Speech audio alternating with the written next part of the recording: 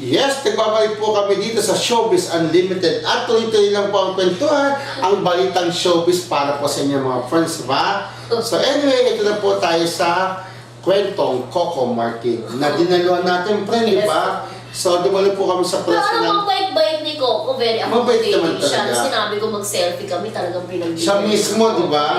Yamishita Treasure, hindi ko na... Actually, after nung interview Alam mo, natin, marami po umalis na kami, ako. correct, marami po kami interesting stories na nalaman kay Coco na nakakatuwa dahil itong si Manay Ethel talagang kinontra niya yung isang Oo. paniniwala ni Coco. Alam niyo po ba, si Coco Martin nakatira dyan sa Don Antonio na super laki ang kanyang bahay, di ba? Don Antonio ba yun, kuya? Super laki ang kanyang bahay. Bawal sabihin daw. Oo. Super laki ang kanyang bahay na katumbas ng 2 street. O di, ang laki nun. Pero ang nakakabilib po si Coco Martin, yung bahay pa lang niya yan ay hindi nakapangalan sa kanya lang, kundi portion niyan ay pinangalan niya na sa kanyang mga kapatid.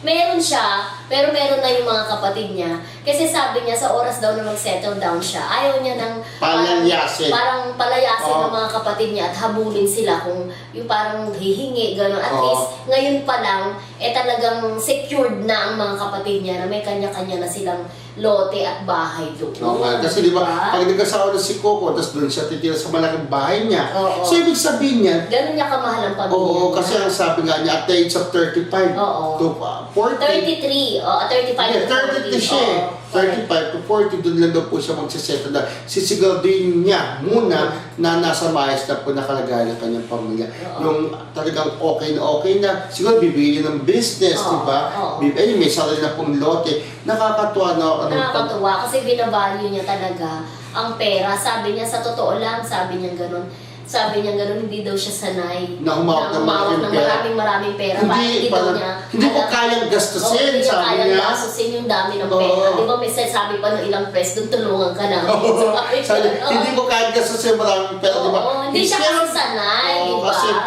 ang ginagawa doon niya, ini-invest niya, Oo. pero hindi para sa kanya, kundi para sa kanyang pamilya. Oo. Hindi para siguro meron din siya invest niya para, syempre, kawawa din naman siya. Oo.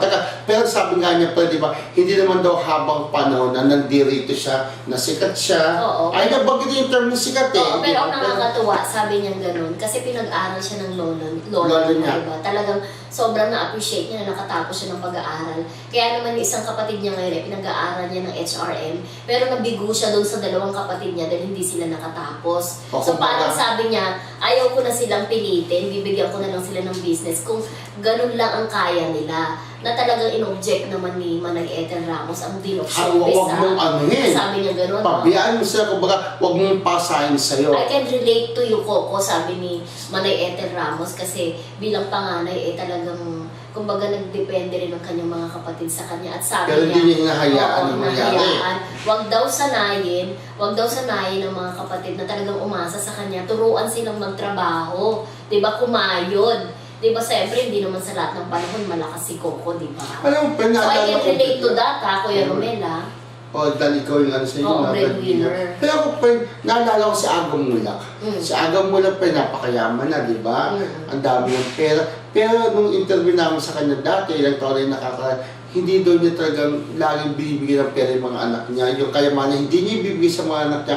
Gusto niya magtrabaho on their own. Yung kambal niya. Mm. Kambal ba yun? Mm. Yung dalawa niya anak, magtrabaho sila on their own. Kailangan paghirapan nila yung pera. Although, andyan ako nakasupport. Siguro, ganun yung ginagawa ni AG Boy. Mm. Si AG Boy nagtrabaho sa, sa rin niyang pagsisikap, di ba? Ano siya eh? Ano siya eh? Chef. Chef Di siya. ba? Chef siya. Ganun din siguro ang gusto mangyari ni Manay, which is tama naman talaga. Diba, na dapat sila din magsumikap. Pero ang maganda lang kay Coco talaga, priority niya ang kanyang pamilya. Kaya, kumbaga, inuuna niya yung kaligayahan ng kanyang pamilya bago sa kanya. Sarili. Ang alam niya na okay na, yung pala doon niya isipin yung pamilya, yung sarili niya pala. Pero may nadagdagan sa mga expression ni Coco, ha? Hmm. Wala, Kumbaga, Actually, yun nga. ang sabi ko nga, Kasi lagi pong galing, sabi ko nga, lagi Actually, pong meron ganun dahil sabi ko nga sa pamilya ko, talagang bibiyaan, sabi ko nga, ganun. actually, Oh, meron puro pa siyang nagagdagan. actually, di ba? Ang actor naman lagi pong ginagamit pero ng ito mga na, artista. syempre tinatanong nila kung ano talaga ang real score sa kanila ni Julia Montes dahil itong si Coco ay talagang kumbaga pinili niya maging makapareha si Julia, di ba? Siya mismo Oo, pumili siya na. mismo ang pumili. At sabi nga ni Coco, hindi pa raw niya talaga priority ang kanyang love life ngayon. At ayaw niyang madaliin din si Julia dahil 19 years old pa lang, di ba? Ang gusto din ni Coco 20 pa talaga, lang kumbaga,